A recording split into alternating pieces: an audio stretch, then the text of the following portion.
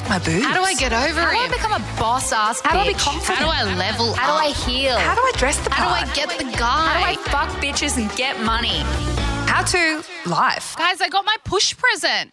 Oh, Yeah. What is I it? haven't pushed yet, but That's Nick, cute. which was very unexpected. I'm not a big when I have a baby, you're going to buy me the baby band and I'm going to have the 3-set band on my finger. You know how that's a thing? Like you have your engagement ring, your wedding band and then the baby band. But Nick came home the other day and was like, hey, look, I've already bought your push present because it was on sale and do you want it now because you may as well use it for the next few months? And I was like, who are you? This is why I married you. It's a nice Beautiful little Coach bag. leather He black actually bag. did that on his own accord. Yeah, weird. How much would I have to pay you to, after you push the baby out, go, where's my second one? Well, now I've pushed. And then I was like, what if I don't even push? What if it's a cesarean? You just fucked up. You're still giving birth. You still get a present this if you is true. cesarean. That was pre-push. Where's the post-push present, please? I think the other thing sounds more horrific than pushing. It's like, where's the you cut open my entire body present? Yeah, Oh, recovery absolutely time is not. Therefore, you need 2 Coach bags for that. I also love that we're like, yeah, you can get cut open to Nikki a few weeks out from her giving birth. Oh, no, it's beautiful. It's a miracle of life. When are you due? I actually have 2 due dates. Okay. This is all right. That's weird. greedy. 2 push Confused presents, myself. 2 due dates. Midwife said a different one. But anyway, I'm going with the 1st of Feb because Love it's kind that. of like catchy. 1st of Feb. Okay, love So that. that's my approach to it. I like that when we asked Nick about her due date the other day and like how we're going to do the podcast and stuff. I'm like, do we want to take a break? And her actual words verbatim were, no, don't worry about it. It takes 20 minutes. I think that was it. Hey, Don't worry when you about are it. passionate about a project, guys, and you want it to be your full-time career, ain't no baby gonna get in the way of that. The hustle is real. So in February, we are having a 4th co-host. It is the baby. Is the child just screaming in the back? Nikki, I really think it's okay for us two to just do it. No, guys, just keep going. But I know what you mean. If you have a career and a goal that you have in mind, you can't let anything stop you. Was media always the first choice for you guys?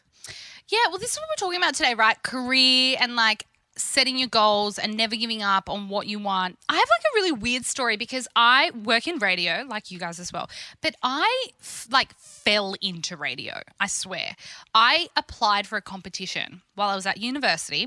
It was for a station in Sydney called The Edge, and they were looking for a new announcer. It wasn't even me that knew about it. It was actually my husband that heard the call out and called me and said, We need to get a chalkboard up on the tally. It's a good thing Nick starts. Such a great man. Nick, this is the tally. How non-existent me and Claudia's husbands are and how great Nikki's is. How many times we had a shit date? How many times we were super, super single? And then the other board is how many times was Nick's husband the best man in the entire world? I make him sound really good, but I'm also a great wife, okay? And anyway, I applied for this competition, and at the time I was working at a bank. I was working during university and studying commerce, so I was really on that path of You don't get much different to media. Like the polar opposite of media is polar banking. opposite.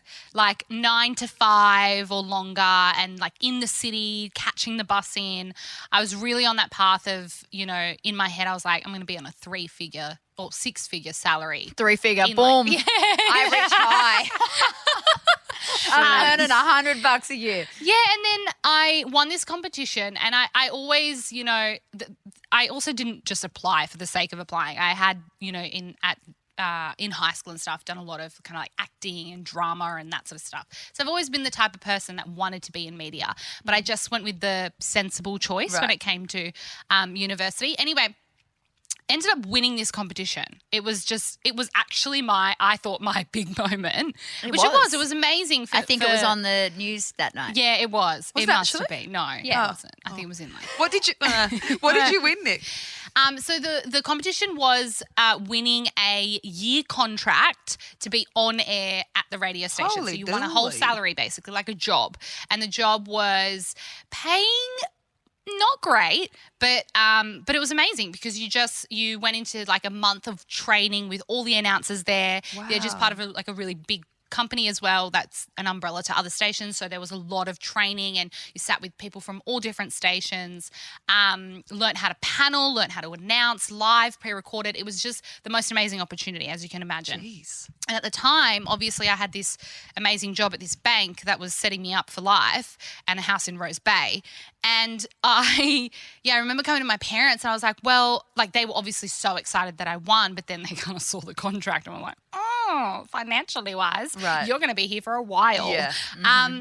And I don't want to say that they didn't support me in my decision to go for the job, but they were really hesitant. Yeah. They were just like, Nikki, this is like a big decision, and are you sure you don't want to like stick to what you've been doing, do the hard yards? You can make like a lot of money. But And I for think them, that's natural. It's like if you don't know something about it, you want the best for your kids. It's very hard to say just push them into the unknown as something you're not comfortable with, you don't know about. I think that's probably a very natural reaction. it's also like a generational thing, I would say. I don't know about your parents, but my parents, you know, it wasn't about working for fun. There was no element of fun to your work. It was you get a job and you get through and you make money and then you have kids and then you support the kids and you buy a house. And it was all about that. It was just about having a salary and a good job.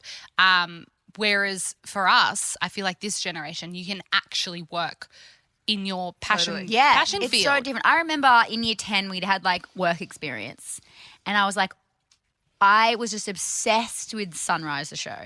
I would just loved, I remember on Boxing Day, on Christmas one year, we got like a video camera and on Boxing Day all day I set up like the tripod and I did like fake news reports all day and I made a show and my best friend came over and we just did this show like showing the camera like as if we were like selling our Christmas presents down like infomercials. Awesome. And it's like all I wanted to do.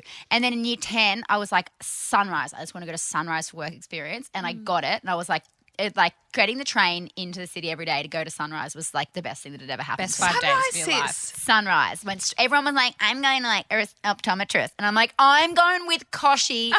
Bye. Bye. God, I did my my work experience at the Downing Centre. See? So Yeah, but no, well, that leads into what I'm going to say. But then I just feel like not going to dish on the education system, but like kind of like weeds the creativity out of Totally. you if you are, and I'm just going to toot my own horn, like if you are academically smart, like book smart like is something that did come quite easily to me. So when I was getting these marks and I was doing these things, I couldn't then go say I want to be a journalist or I want to be that because like my marks were like too high to make those decisions. yeah. So I felt like even before the HSC started, I already like got accepted in to do law at uni. And then I just felt like that was the path I was on. Yeah. And it's kind of, you feel really overwhelmed at times. Yeah. Like, I can't steer from this path. Correct. It's already and I was happening. so young. Like when I didn't turn 18 until I'd finished halfway through my first year of law. Like I was so young to think making these huge decisions. And then the whole way through uni, I knew I didn't want to be a lawyer and I didn't want to do it, but I couldn't like societal pressure. I can't drop out of law school to do nothing. Like I didn't know what else. I don't know. Another thing, it just felt like I was told you have to go to uni. So really what I'm doing now, I don't have to go to uni. Yeah. Yeah. But I had to go to uni. So it's like I just got to finish it. And it's so hard to then stray away from I got this huge debt, but I still want to do something creative and this is not what I want. So then to make that decision to be like, no, I want to like go back and study again to do like a media course, which I've done. Did you finish law school? Yeah. So you've done 2 degrees now. I actually have 3 degrees. Oh, yeah. Okay, fine. Jenna. Overachiever. No problem. That's what I mean. My HEC stat is through the roof. What's your third one? Media and communications. What's his? Okay, let's go again. Law? Media and communications. Yeah. And And, now then stripping. radio. Oh, radio. Just Got Stripping it. and stripping for Just stripping. quick, Jen, was it more intimidating thinking about telling your parents that you were going to drop out of law school or telling them about the rose tattoo you got at schoolies? Good question. They Good were question. pretty on par. Because my dad had this big thing. My dad always wanted to be a lawyer. And then he kind of really works in law anyway. And then like it's kind of just like the path he was steering anyone down. He wanted one of his kids to be a lawyer. So my oldest brother tried and then he dropped out because he didn't like it and had like a backbone. I was like, this isn't for me. Sure. And now he's a physio, quite different, law physio. And then my middle brother just, let's put it out there, he just never had it in him to even start down the law path. So I was like the final chance. So even like when I started to be like, I want to do this radio course, like this is what I want to do, Mum and Dad were still like, but if you want to be a lawyer, like we could go back to that. We could They all still say it now. Do you feel any kind of like, not guilt, because I don't think that's the right word, but when they say stuff like that, is there a part of you that's like, oh shoot, maybe I should, like, because the expectation's there? I don't think I do. I feel like there's a little part of you feels like, not that you're letting them down, but it's like they would really like that. Yeah. But I think you just got to like know like what you really want to be doing. Yeah. And I just figure I still have the thought in my head, like if I try this and if I get over it and I don't want to do this anymore, then maybe when I am 40, if I want to like work at a local law firm or I don't know, have like a different life and do a different thing. And we should call out our privilege here, because the fact that we can even like seriously, what do I want to study, or we can even make those choices. Yes. I mean, I think we're so lucky that we're living these kind of lives. I grew up acting. I know it's so shocking. Claudia, drama. But my Marilyn mum, Monroe here. My mum was an actor as a youngster. She did a doctorate in theatre societies. She worked at NIDA. She worked at all different drama schools, and she's a phenomenal woman.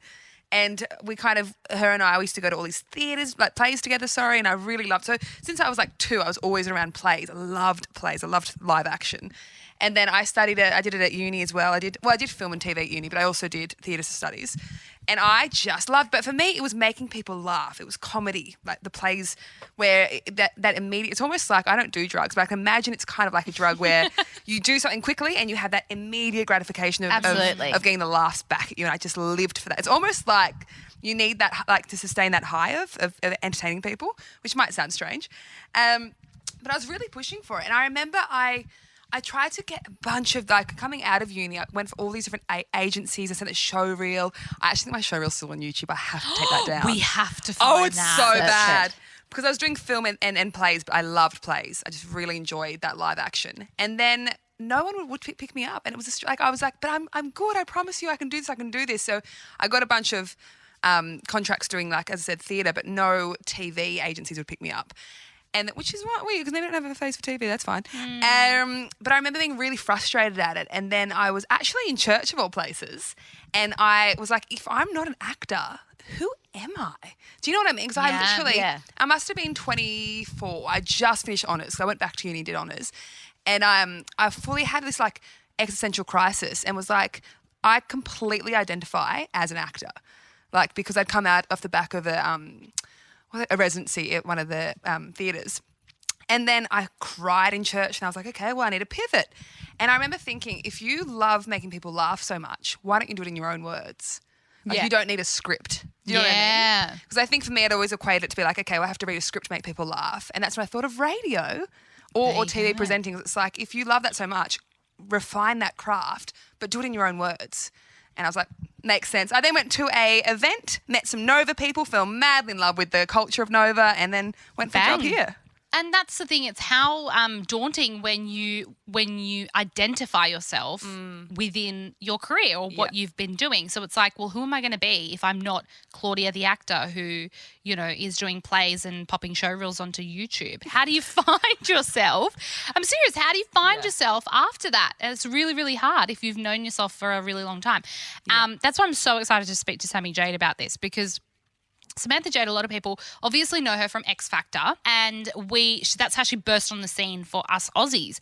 But prior to that, she'd been in the industry for like 10 years. 10 years in America, which is a whole different ball game. And she was young when she went there, right? 16? Yeah, 16. And I just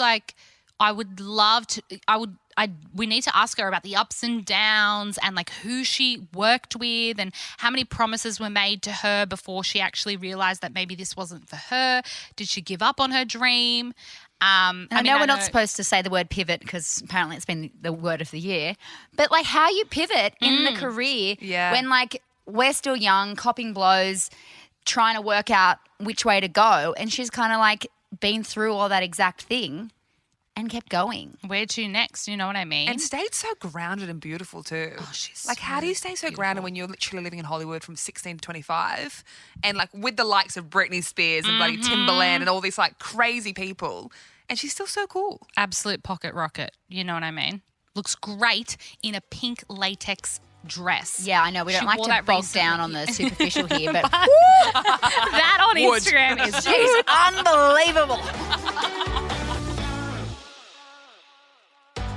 How to keep going when you've been overshadowed by Britney Spears. How to live. So, Sammy, the new single is New Boy, and I love it. It's so cheeky and fun, and I want to go back into the clubs. What is 2020 doing? It is absolutely so much fun and perfect for summer. Yeah, it's such a fun song. It's funny because last year, we actually wrote it last year. So we wrote it this exact time, just before Christmas, last year, when you were allowed to go out dancing and you were allowed to stand in bars and stuff like that.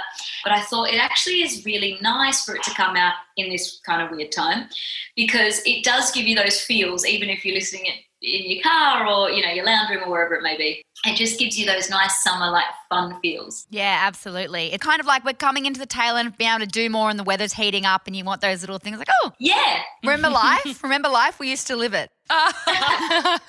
Sammy was someone pre-X Factor, and you had a really kind of crazy career prior to X Factor that a lot of people don't know about. Where can you start just at the beginning of when you first started with music? Yes, it has been a journey.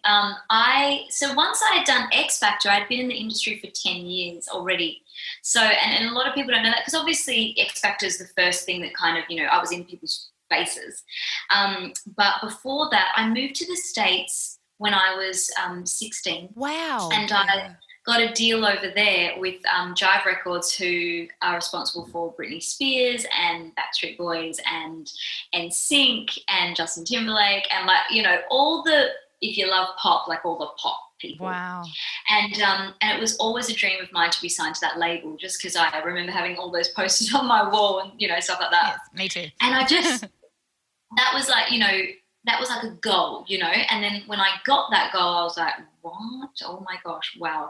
And I think because that happened, it wasn't easy, but because that happened, it then becomes the norm, and LA as well is such a LA is such a place of broken dreams, and also a place that builds you up. So it requires constant grounding, and you have to have very real people around you, not just yes people, because it's like this, Yeah. And so I was signed, and then I was signed for a while, made a whole album. I worked with everyone from like Timberland to Ryan Tedder, to Sean Garrett to Darkchild, Rodney Jerkins, and all the people I'd always wanted to work with. It was a dream. And then it was kind of that time of merging of the labels and all those kind of weird things that were happening. And it's so much easier to just say I was dropped, but we actually left the label. My management at the time, who ended up being those kind of managers that, ended up stealing my money and doing all those things. It was like the Hollywood story. Yeah. They convinced me to leave because they were like, your record's never really going to come out.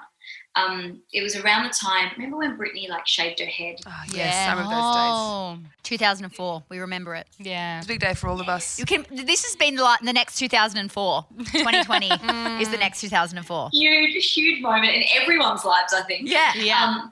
I am such a huge Britney fan. I love her. But we were signed to the same label. So at the time, she was kind of my competitor, which is so weird to say, because it's like, Britney, what? How are you that close to her? But it was. We had the same A&R, we had the same marketing team, all of that.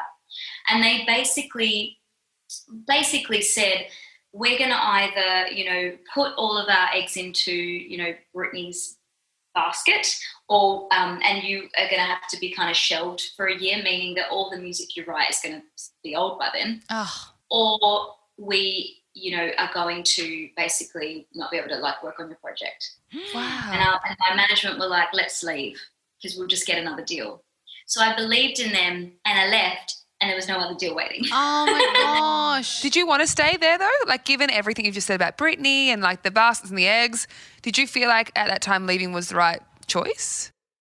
I really did, because I truly believed in my management team. Yeah. I've been with them since I was 15, so they, you know, for me were like family, and I just thought they had my best interest at heart. Which I'm sure, listen, I don't think they didn't completely. I just think that they were like, okay, we've got to go somewhere else, and, you know, they were hustlers. Yeah. And where I'm from Perth, like, I didn't know. My mum and dad were like, no, I don't know, you know. So we were just like, well, listen to them. They're from LA, they're Hollywood, you know. And anyway, cut a long story short, I stayed there for a little while, and I was trying to get demos and trying to, like, you know, stay in the industry kind of thing. And I started singing on that TV show Glee, doing like the backgrounds for Glee. I've heard of it. Yeah. Love Glee. And so how did this come about? So you were singing, and then you're singing the songs, but the actors miming them on the screen. Is that what happens? Basically, so not the leads. The lead actors do sing. Oh. Gosh, I thought it was that Santa wasn't real. Yeah, you're like, do not give me that. Do not give that to me. I don't need to know. No, listen, some parts are ghost sung, like where they, you know, intertwine some voices, but they mostly do sing. And then the people that are in the show, like, you know, competitive teams within the show, or guest stars, or, you know, backgrounds, all the choir stuff you hear, that was like a group of us that used to do that stuff. Awesome. Yeah, so and then I started singing on Glee, did some demos, did some things, and then had some meetings with some labels. And then it was this moment of the last meeting I had that was like, you know, you can imagine how down you are, and you build yourself up to go to a meeting, you know, and you build yourself up to do your hair and makeup and get an outfit and, you know, that kind of stuff. And I remember walking in going, wow, it's taken me so much to get here. And I walked in, this guy's building me up, and he's like, you're great, and I've always been a fan of you. And I was like, oh my God, it's going great. And then he was like, at the very end, he was like, but you don't have a star tone. I don't remember your voice. It's not memorable. Oh, how do you take that type of hit?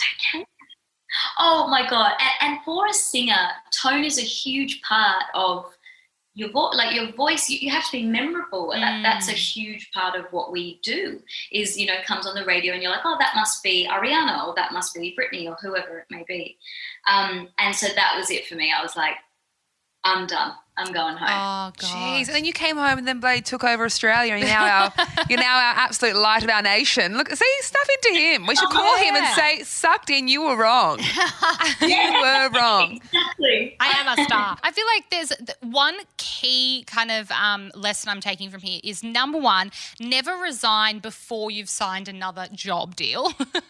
I feel like everyone should take that away. But I guess let's go back to the heat of it all, because obviously when you are 16, you've signed to your dream record label, you know, alongside people like Britney Spears. Did you ever meet Britney, or does that happen in a record label?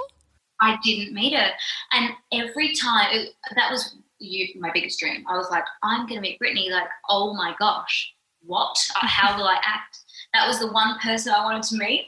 But I'm kind of glad, because, you know, they say don't meet your heroes. Yeah. But it was always that thing of like, she would be leaving a studio and I would get there the next day. Like, we both worked in Miami with this guy, Danger.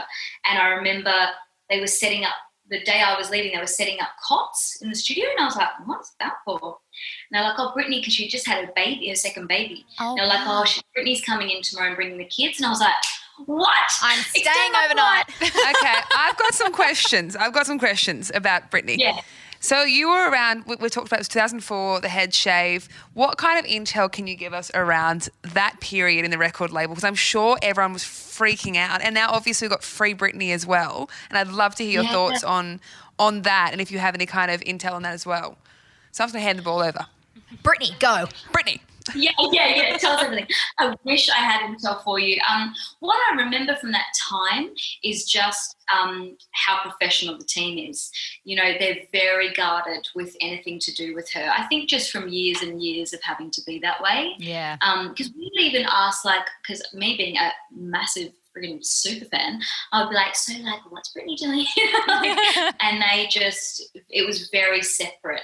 Because she, at that time on the label too, and now even more so. She was already an icon. Yeah. Like she was in another zone. Yeah. Britney, you know, it's kind of like Superstardom. I guess a John Farnham hero. Like it's untouchable. So they never give you insight into anything. I wish I had. No, we somewhere. need the. But now, do Seriously. you? And I mean, this is probably I'm going to say off the record, but it's definitely been the podcast. What do you think about this whole thing has come forward about her father? Obviously, the Free Britney movement. I haven't fully researched into it, but there's some interesting stuff. Obviously, I don't know if you guys seen her videos on socials where she does look maybe like she's not having time for her life. I don't know how to say that politely, but there's some warning signs basically coming through, and there's this conspiracy that she's being kind of silenced by her dad. Did you have any kind of inclination of that at all? I didn't. I mean, I just think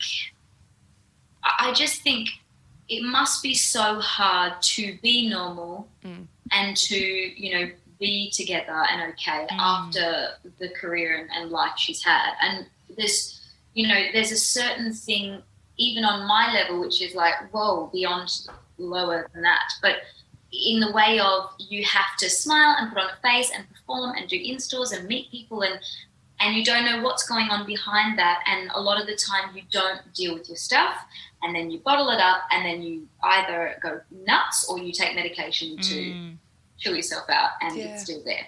And I think that it's probably years and years and years and years of that. So I think, you know, a lot of the big artists, it can't be a normal life. No. Yeah. And especially on American standards. Yeah. Like, you know, when we do a tour here, we're gone for 2 weeks.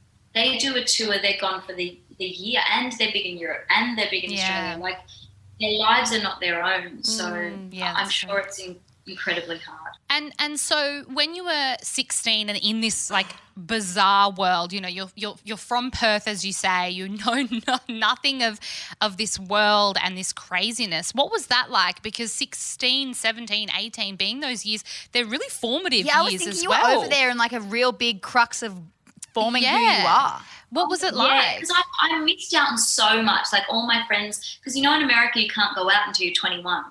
Yeah. So all my friends were like, we're going clubbing is so good. And I was like, oh, I'm missing out on so much, you know, because I was working. I was in studios and writing and dancing and all of those things. Because over there, like when you get signed to a label, it's a development deal. So you're perfecting your craft and it's hardcore. So I missed out on a lot. I really, really did. I felt that. I really, really felt that when I was older. I was like, oh, this is what everyone was doing years ago when I was working. Did you feel like you had people around you as well to keep you kind of guarded and a bit safer being kind of under the age of 18? Like, were your family there with you? Yeah, and you were a pop star, and a lot of pop stars, you know, are told to maybe dress a little sexier or dance a little sexier. Yes, I was really lucky. I had my family. So it was the days of massive budgets within the industry. So my whole family and I moved over together, all of us.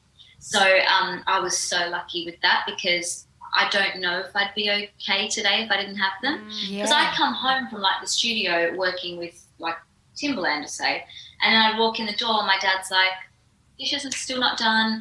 And I also had my mum everywhere with me. So I remember there was a situation. I had this vocal coach for a while, and this vocal coach was working with Pharrell. And he was like, oh, I'm working with Pharrell, and like he's in the studio tonight, and I'd love for you to like meet him.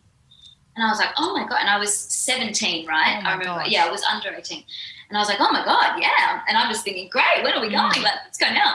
And I remember my mum going, yeah, when would you like us to show up? And I was so angry with her because I was like, oh, why would you come? Like, he's asking me. Mum, this is Pharrell and I's first date. You're not going to be there. This is my moment with Pharrell. And she was like, and the guy said, oh, no, I'm just going to take Sammy. And she was like, nah, you're not. Yeah. You take Sammy if I'm there.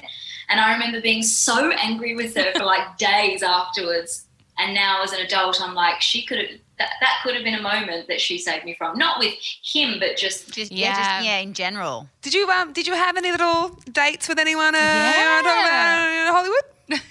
one premise. Oh gosh, I wish I had good stories, but no, because I started dating. His mum was everywhere.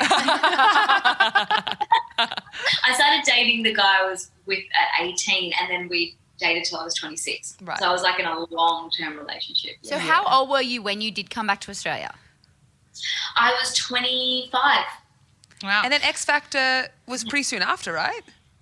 Was when I was 25. Yeah. Yeah. So I moved home. I moved home after that meeting because I was like, done, not doing it anymore. Moved home. I remember I saw the ads for X Factor, and I was like, maybe I should do that. And I didn't have much confidence left. Like, truly, I pretty much had none. And I remember calling my mum and dad, and they were like, listen, I think you should try this because the only thing you haven't done is be in the public eye. Like, you've been an industry kid for years, and people kind of know you within that, but you've never actually, like, been out there in the public eye. And Australians are so people that want to be part of the journey. Yes. You know, like from the ground up. And I was like, okay. And then I was like, oh no, but Guy's on it. And I knew Guy from the industry for years. So, oh no, that's going to go against me, you know. But I just thought in my mind, because I'm that kind of person who sets myself little goals, and I was like, I'm going to do it. And if it doesn't work out, then music is like, that's 10 years for me. So this was your last. I was going to say, how did you build yourself up to like do one more thing when you'd already like copped such a massive blow? Oh, looking back, I really don't know. I think my family, I always put it back to having such great grounding and such good people who love me for me. And my mum and dad always were like, we'll be proud of you either way. And they can't. I remember sitting in my lounge room, I'll never forget it, and I was like rolling a mess, and I was like, oh, you know, I'll have a stress rash though, because I get stress rashes everywhere. Bless. And I was like, I'm gonna have a stress rash, I'm gonna be a mess, I won't be able, my voice will shake, I won't be able to do it. And I remember my mum and dad going, if you don't do this though, you'll never know. And they know me, and I cannot do that. I'm that person who can't deal with that. And they were like, you know, give it your all, and then you can say you threw everything in the kitchen sink at it. And so I think it was just going back to, why do I want to do this and why do I love it? And finding the core of why is it music that makes me happy? All right, let's go forward now, because obviously you've gone through this massive kind of these career highs and lows, and now, thank gosh, you're still on a high. Let's say if you were to, for example, have a daughter and she wanted to sing, and she, you know, got offered a deal at 16 and she's like, Mum, we're moving overseas. Would you be really hesitant now to be like, oh gosh, this happened to me? How would you think about that? Oh my gosh, wow, what a great question. I would be absolutely petrified for her. Like, you sure you don't want to be a doctor? I would, if she really had the passion that I did, because I was extremely passionate. All I did was sing, and you know when you could press play and record on the at the same time. Yeah, and you could like make her in radio stations or sing. I would do that every single day, all day. So if she showed that kind of passion, then you know that's what she's going to do without me or with me. So I would go, because I'd be like, I'd rather I be there. But I definitely would be extremely honest about how tough the industry is. Yeah. Do you feel like you didn't have that, you know, real, what am I trying to say? Like when you went, I guess maybe because it peaked so high. It was like, here's your record label, we're in. Do you wish someone said to you, hey, this might not be it? Maybe just like be careful. Yeah. I didn't have the insight that I would have now, because my parents were from, you know, Perth, and they were they're not from Perth. My mum was from Scotland, my dad's from India. So like they both moved to Australia, and I'm first generation Australian in the family. So they are from such different worlds, and then Perth, and then no one's a singer. Like it's such a different foreign world for my family. So they were, you know, when I was excited, they were too. We didn't know anything. We just were like giving it to this management team to give us all the insight and all the knowledge. Yeah. So yeah, I do. I wish I knew how hard it would be. If you could go back and say anything to little Sammy at that age, what would you say to her? Oh my God. lots of things about fashion. Don't go that premieres because photos last forever. No, I would say trust your voice, trust your, innate, because I think what's so weird about it is I always knew that the main thing about what I do and music and the industry and all those things, the main thing, like I said before, that I love is just singing. And I would say trust in that, because that is what will take you and keep you there. Because I think that you can strip everything back, you can take away the hair and makeup, you can take away the big videos and the budgets and things, but you can stand there and sing in a room with no music and no singers behind you and touch people, and that is what makes it the dream job. So I would say to trust in that side of it. Yeah, amazing. I've been to a few Ed Sheeran concerts, and I have, like a few. But I will talk to anyone till the cows come home. I remember down in Wollongong in the Wynn Stadium. So it's still a big stadium, but not like obviously huge. But he stood there, put all the music down, and just had no instruments, no backup, nothing, and just sang. And I'm like, you don't see that from superstars going back to like, you're connecting with every single person in this stadium and blowing their mind. Yeah, and that is what connects. That is what connects. And Ed Sheeran is such a great example because he's one of my favourite artists of all time, because I think he's one of the new artists that's writing classics. But yeah, that is what connects, is doing that. And it goes back to, back in the day when people used to sing hymns and people used to just sing without anything but just their voice. What's your favourite song of yours that whenever you perform it really kind of moves? Like it's emotional for you to sing. Do you know what? There's two actually. Soldier was for a long time. It's one of my older songs because that was about my first breakup that I'd ever gone through after my 7-year relationship. So for a long time that was really hard to sing because it would take me back to, because I wrote it about that. It would take me back to that place. And then now I think Back to Back, which is the one I just put out, every time I've sang it, I feel so, not sad, but it's actually just really beautiful because I love that I can sing about these incredible women that I have known and know, and I feel really privileged to sing about something that I know I've experienced. So that one's a really, really nice one. I was thinking just to finish on, like, you've had such an amazing career already and you've done so many things, but there's a lot of people that listen to our podcast that are kind of at the start of their journey, the start of working out what they want to do, if it is music or something like that. And you can see you hit so many speed bumps and so many things that could stop you. And you're such a great example of don't stop, keep going. What type of advice would you give to them other than what I just said? That was awesome. Well done, Jen. Well done. I mean, you've nailed it there.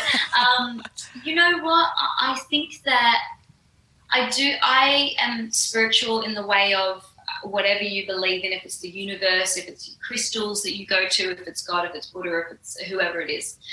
I believe that ultimately with all of that, it's inside of you that there's this voice. There's this thing that I truly believe there's this little thing inside of you that is your soul or whatever it may be.